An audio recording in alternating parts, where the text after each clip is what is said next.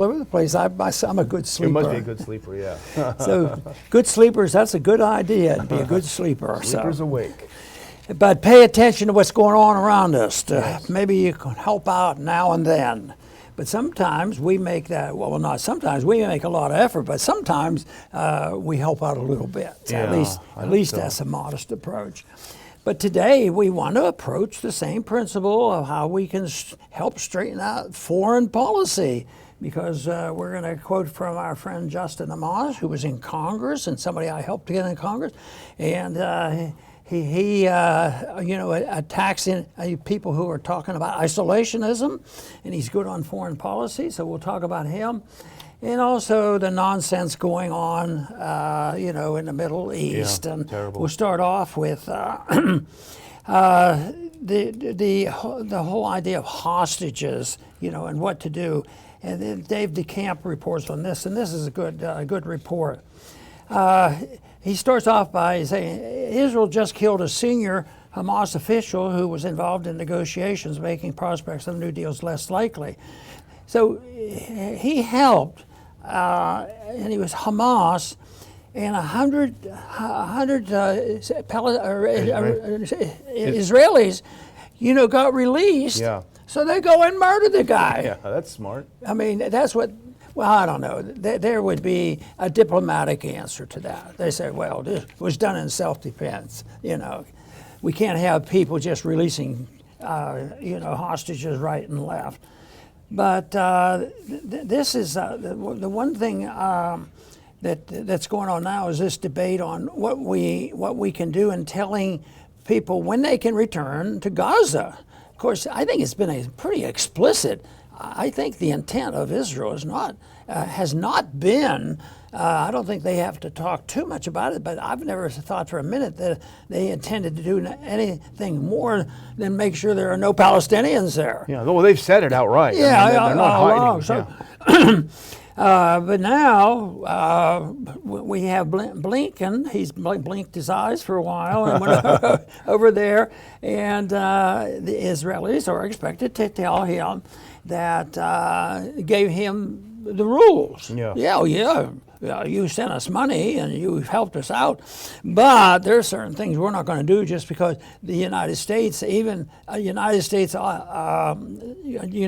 diplomatic source and administration, where there's split. Maybe we should start talking about some reasonable approach to the Palestinians. But the Israelis are expected to tell Blinken that Israel will not allow Palestinians who fled North Gaza after the Israelis told them, get out, we're coming in.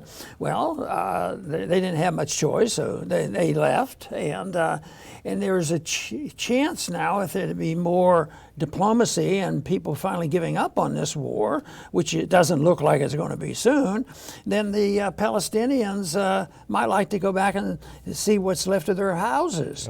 So guess what? It's not going to be supported by Israel, and it just means the war is going to be perpetual. They say, oh no, the secretary, that Israel won't allow Palestinians who fled North Korea to return home until a new hostage deal is done, So we seem to be willing to give out the money too readily, thinking that we're going to maintain our empire.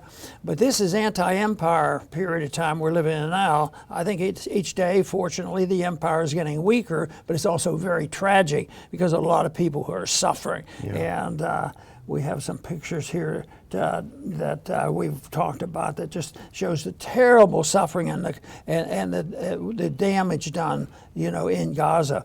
But anyway, if you pick one side over the other, they can find that you're a bigot. But that is not our goal. Our goal isn't to pick one and say, we know this group is perfect in everything they do, and this group started it all, and therefore they're to blame.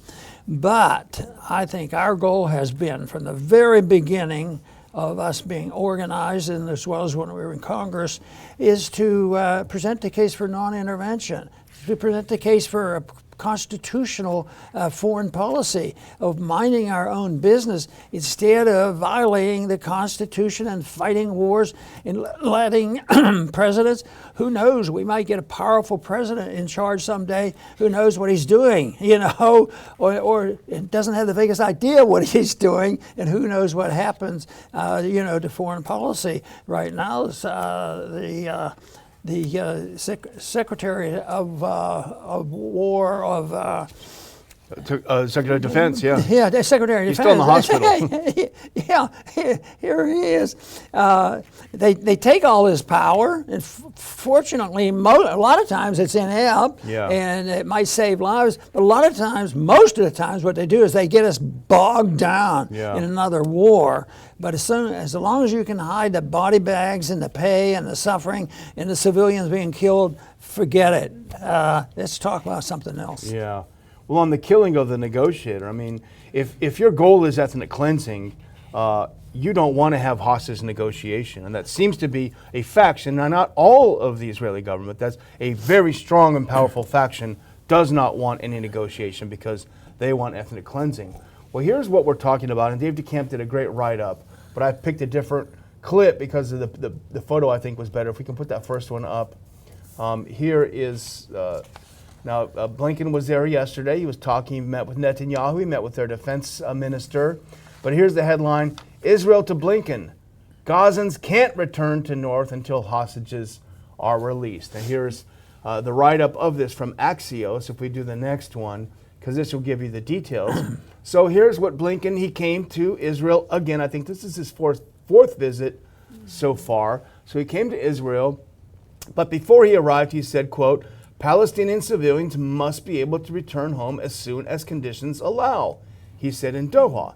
They cannot and they must not be pressed to leave Gaza, he stressed. Now this after several prominent ministers in the Israeli government literally said that they should leave, and Netanyahu himself said they should be encouraged to leave Gaza. So there's a clear line here where the U.S. has one policy, which is not to ethnically cleanse Gaza, because that's a political liability to Biden, increasingly so.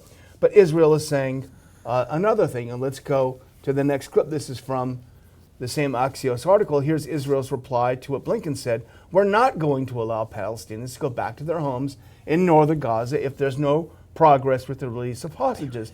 Well, that goes back to what you said, Dr. Paul, which is they've killed the hostage negotiators, and then they say, well, we're not getting any progress in release of who wants to be the next negotiator if you keep getting blown up.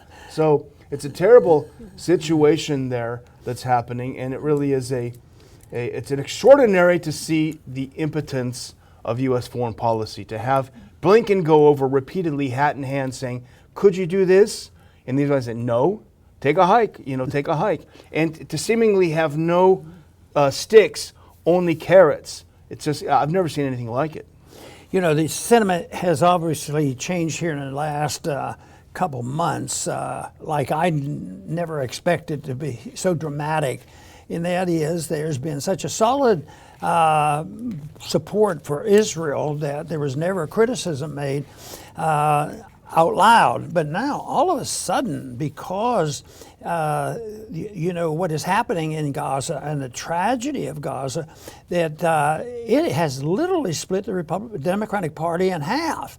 And fortunately, it has stimulated some Republicans to start thinking along our way. Why send our money to all these different places? Their trouble is they still want to know, well, one group is better than the other. It's not so much. We have less dilemma. We don't think the money should be taken from the American people and make them pay and pick sides when the sides are going to be very difficult and the authority is not really there to do it. But war would have been, I keep thinking, how many less lives would have happened if, we'll even start after World War II, if we always used the Constitution to go to war, and how many civilians have died, and how many military people have died over this period of time. And then again, if you take the argument of some people who are saying, well, World War I was a terrible war to usher in an age, or a century of war, and that ushered in that century where the people just think of the war, the bombs that we have dropped. We know how many bombs dropped in World War II. Then we get to the point where we met. There was a big date when we were involved in Vietnam. We just dropped more bombs on Vietnam than we did all of World War II. Yeah. So it makes no sense. And I know the majority of the people, if they had an honest choice and, and honest information, but the dilemma is, whom are you going to believe? Who will really provide the answers for us? And they are searching, but I think that eventually, the concerns does bring out the truth, and I think this is what's happening right now. The taxpayers are starting to realize a point that we've tried to make forever. You can't separate domestic economic policy from foreign adventurism. The cost of that affects the people at home, and even if you don't send the marching troops over there, if you send all these weapons and you destroy, true free markets and trade policies and free trade, you're going to end up a real mess, and that's where we are today. And the only benefit coming from this is that the negative part of maintaining an empire is undermined. And I have no personal sympathies for the American empire. I don't think that's the part of America that I want to be the defender of. I want to know what liberty is all about and why and how we lost our way. Yeah, well, the situation is fascinating here because if you look at the juxtaposition of what Blinken is saying and what's happening in Israel, put this next one on. Now, here's Blinken put out a tweet today, I think it was. He said, I met with Israeli Prime Minister Netanyahu and reaffirmed our support for Israel's right to prevent another October 7th from occurring. I also stressed, now this is the main point of his trip, Dr. Paul, I also stressed the importance of avoiding civilian harm, protecting civilian infrastructure, and ensuring the distribution of humanitarian assistance throughout Gaza.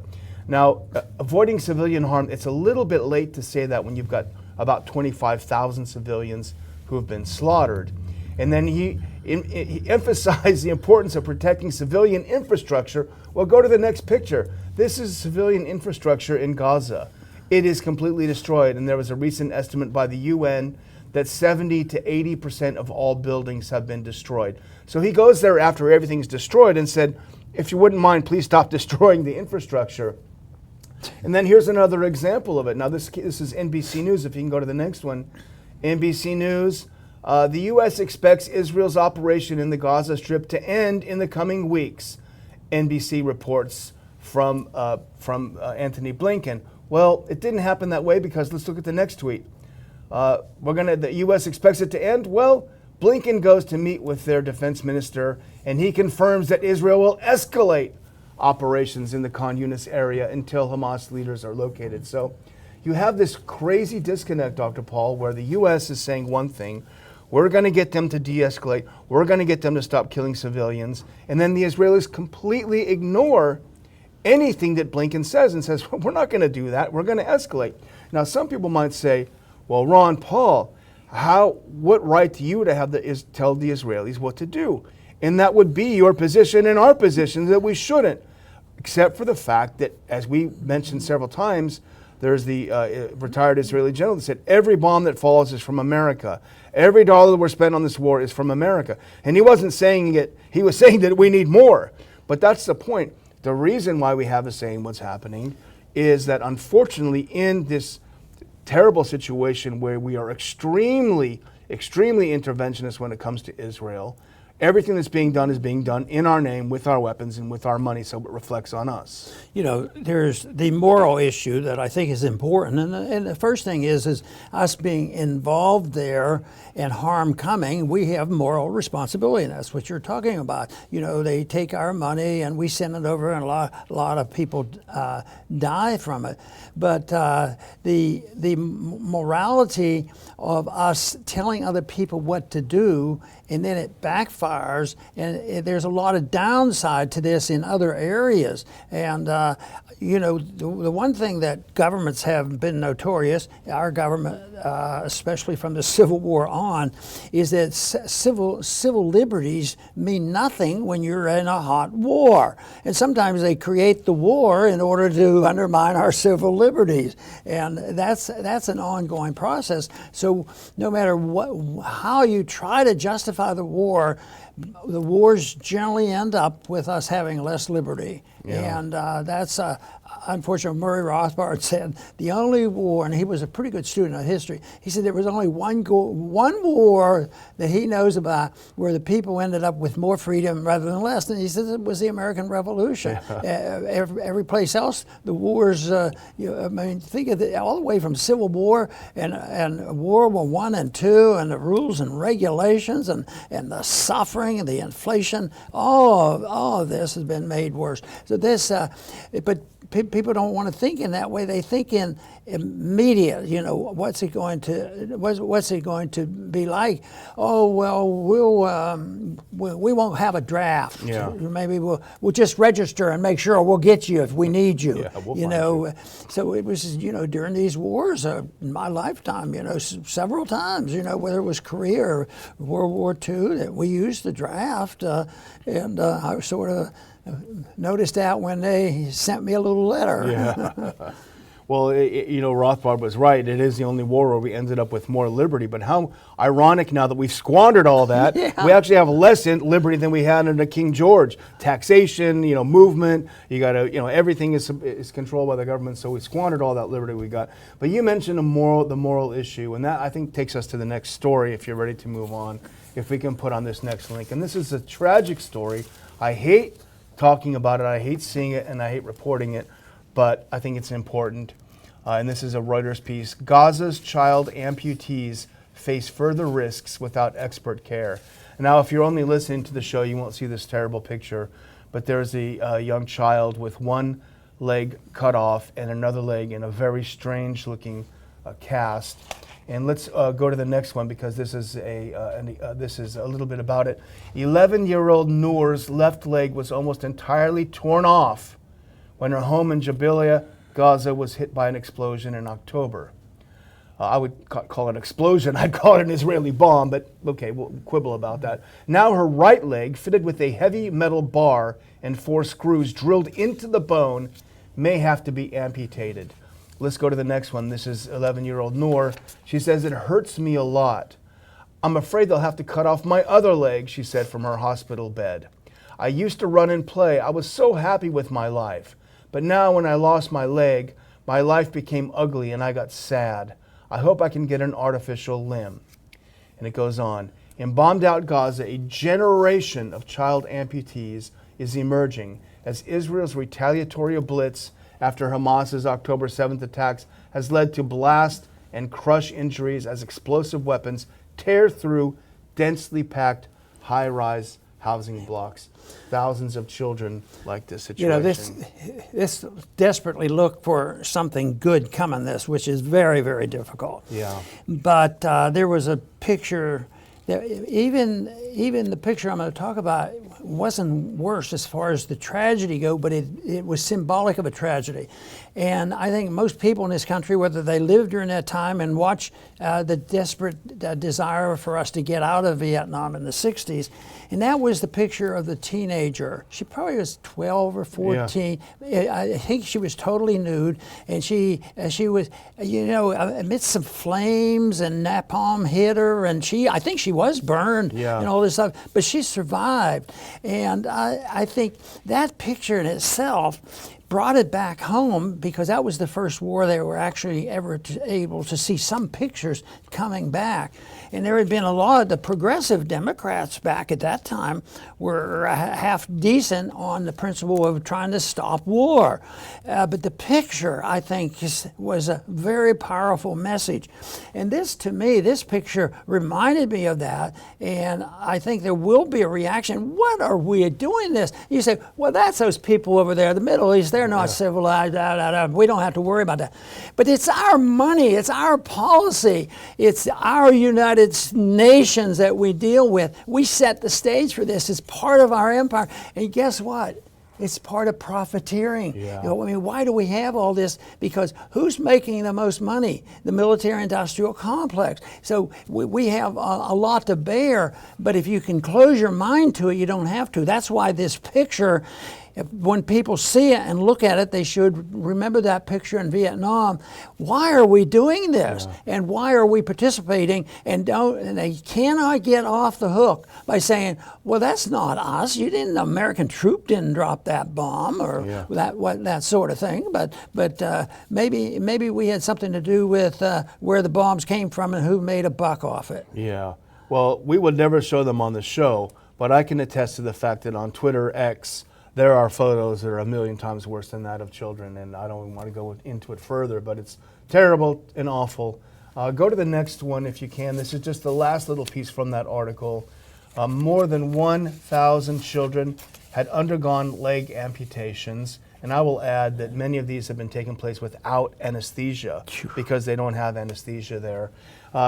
More than 1,000 have undergone leg amputations, sometimes more than once or on both legs, by end of November, according to UN Children's Agency, UNICEF, in a conflict where Gaza health authorities say nearly a quarter of injuries are among children.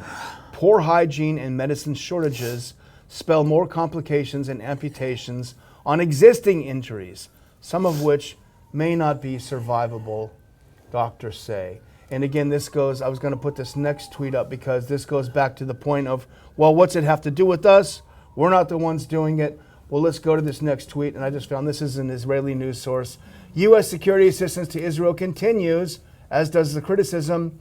INSS, this is an Israeli news outlet, researcher Jesse Weinberg writes, for the second time, and this is not recent, this is a couple of weeks ago, for the second time since the start of the war in Gaza, the Biden administration decided to bypass Congress and grant Israel urgent security aid after Secretary of State Antony Blinken has exercised his authority to declare a state of emergency that requires immediate approval of the transfer. So here's what you have, this spectacle of Antony Blinken declaring emergency, immediately transferring these weapons to Israel, and then going to Israel and saying, would you mind, not using them on children so much? Yeah, that's how far our government has gone away from being a decent republic. Yeah. That to me, it does blend in because when it's financing, the big stuff is secret. That's why there's two things our government will not allow us to do. We need a full audit of every single penny in the Pentagon, the way they spend that. And when a certain senator tried to put that in a bill, we don't want to be part. I don't know what that does. Why would that hurt people? Well, it would expose the culprits who are living off this thing. So and then generally speaking, all kinds of financial problems that we have, whether it's a cooked up deal with COVID or whatever, because you got to spend trillions of dollars, but you can't get it. This is not approved by the Congress. I mean, if they have this power of the purse. That's one of the worst things that ever happened to our country.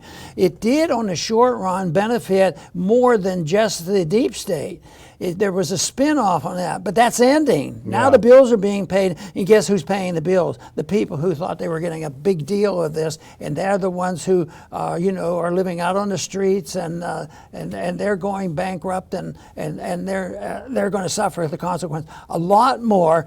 And one thing that would help is if we had a transparent government. Yeah. But it's not going to happen soon. I think the fight is going to continue, that we know everything the Fed does and how they work their finances, and we know what all the money does. Well, a lot gets out on the Pentagon, but you know how they get away with it? It's always for national security interests. And that makes me ill, because it's always, as far as I'm concerned, jeopardizing our national security, because it doesn't help us to go over, and the verification of this is the dwindling power of the Republic and the dwindling power and and influence of the dollar. So all these things are coming into fruition, and these are the things that have been predicted by Austrian economists a long time ago, and people who have been concerned about our freedoms.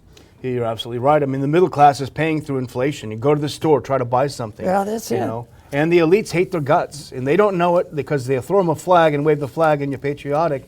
These people hate the middle class's guts, and they're getting rich on it. Well, let's move ahead to a bad topic, but a good guy, and this is Justin Amash. If we can put this next piece out. Now, we saw this on antiwar.com. It's the lead article today, so you can read it in its entirety by going there. But he put up an article about isolationism.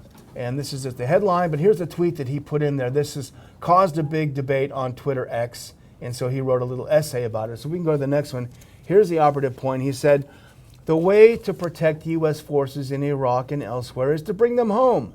Congress hasn't authorized these overseas military engagements. Previous authorizations from decades ago plainly do not apply to current circumstances. Constitutional limits exist to deter reckless wars. That sounds pretty reasonable to me. Yes, but you know, what's ironic is the policies that we have now condemning isolationism and those right-wingers and who knows what, will not go to war. Of course, there's the military-industrial complex and promoting all this. But the isolation, it's a canard, and that's why I was delighted that Justin put this out.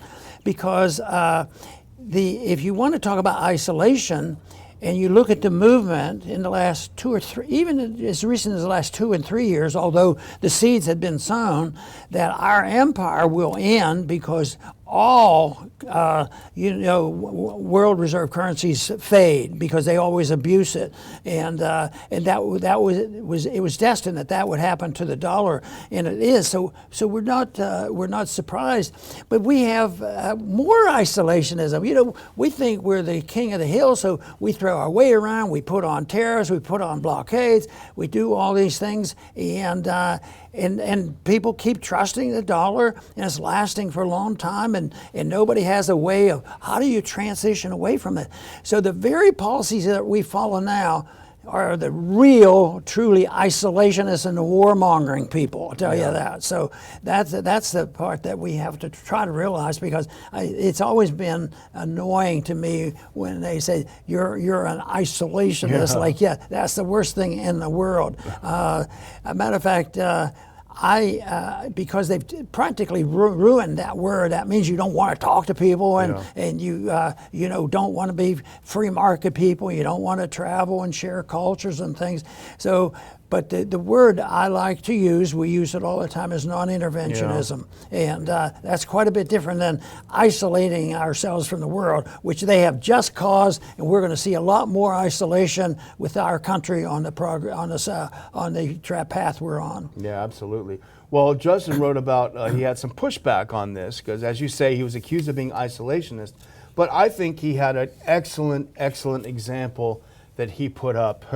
And if we can put out, just read a little bit of an excerpt. This is great, because here's his response to being accused of being an isolationist. He said, first, if not stationing troops in dozens of countries around the world constitutes isolationism, then the vast majority of nations on earth are isolationist. But we don't call those countries isolationist because that's not what isolationism is. Similarly, if someone refrains from stationing armed guards at dozens of neighborhoods around the city, we don't call that person a loner. That's just not what it means to be a loner. So it's an excellent point that he makes in this essay, and it's definitely worth reading. That's for sure, and I think instincts are on our side. I think people, if you can get an analogy that they can understand, is when you talk about your neighborhood. You know, you don't have a right to go into their buildings and houses and use their stuff, and why should a country not be do the same thing? And therefore, borders would be quite a bit different. There would be borders. I think there would be borders in a purely libertarian society, because basically the land would be owned by the people, and they would have a right to pick and choose who they're going to let into their property, and come into their haven there. But that isn't what we have. We have a prohibition against property ownership. Right now, if you protect your property, what about this astounding thing is when the mob walks in and tears up a place and it just wheels out carloads and carloads right out in the open, and there's no prosecution. They don't arrest them or do anything about it. So that is what the real problem is. They've lost the concept of private property. If the owner defends themselves, he's more likely to go to jail than a thief. Yeah. And that to me, there was one case where I don't know, it was a major store like Target or something like that, and the individual employee went after the criminal. And he pursued the criminal because he just couldn't stand to see this guy stealing his stuff. And this guy got in, I don't know whether he got fired or what, but he got into big trouble because well, that's against the rules. We can't go off our property. Yeah, Jeez. it's crazy. You should have a right to defend your property. Well, here's a good visual for what Amos is saying. Now, he said the best way to protect our troops is to bring them home. Well, let's put on this next map, and you suggested I find this, and it was a great suggestion because this map is only from mid-December. At least 85 attacks on U.S. bases in the Middle East since October 17th. And if you look around Syria and Iraq, you see all of these attacks on U.S. bases. By the way, everyone in Syria, as our viewers know, is illegal. We are not allowed to be there. It's their territory. It's their property, just like Syria is not allowed to have bases in Texas, right? So attacks on our illegal bases there. I would say semi-illegal in Iraq because the Iraqis want us to leave. But nevertheless, each one of these attacks, and I think it's well over 100 now, Dr. Paul, I think you're keeping better track than me on it. Each one of these puts these soldiers in jeopardy, in danger. They've been injured. Some have died. For what purpose? No purpose at all. Well, the political stuff here is if you're not willing to say that America has just been attacked and we have to go to war against people who are bombing us, this sort of thing. But it makes no sense. I don't know how many there were in Iraq. But didn't we democratize Iraq? Yeah, Didn't we give them their freedom and release it? And there's more right there. And so they're all over the place. So we've used force to expand our empire, but we haven't expanded our friendships around the world. And that's why it will come to an end because we will spend our goodwill that we at one time had to a degree, and we'll have spent all our money. So it will end. But the big question is, that will create a vacuum. What will it be replaced by? And I have a suggestion, if anybody cares to know what we would like to suggest as a replacement for the system that has brought us to our knees. Yeah, absolutely. Well, I'm going to close out, I think, Dr. Paul, and I don't do this as often as I should, and I'll try to remember to put a link in, but I just want to commend to our viewers an article, and it's the top article right now on ronpaulinstitute.org website. But it's written by someone who I've come to really have respect for, and it's Alistair Crook, who's a retired British diplomat and a person I think of great experience in the Middle East, great knowledge, the old school diplomats who actually learned the languages and understood the areas. But the article is called Something Lost, Never to Be Found Again. And it's a very interesting, deep thinking piece. I highly recommend. I often find when I read Cook's writing that he's able to capture in words what I'm trying to think about in my brain. So anyway, I don't do it very often, but have a look. I'll put a link in the description for the article. Very, very good. As I've mentioned before, when I look at problems like this, I try to dissect it out and think that, well, is what we're doing moral, and is it granted that authority by the Constitution, and also how practical the issues are. And I come down and say, the answer is no on what we're doing now. But I think in foreign policy, though, if nothing else, it's totally impractical.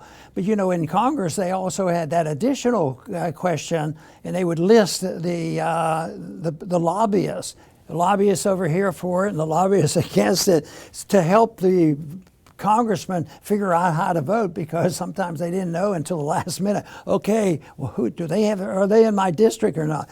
So, but we have to have a better way. Practicality is a pretty good way of doing it. It's not practical to have counterfeit money run by a government secretly. It's not good to have a non-interventionist foreign policy and trying to run an empire. So there's a lot of practical arguments against this.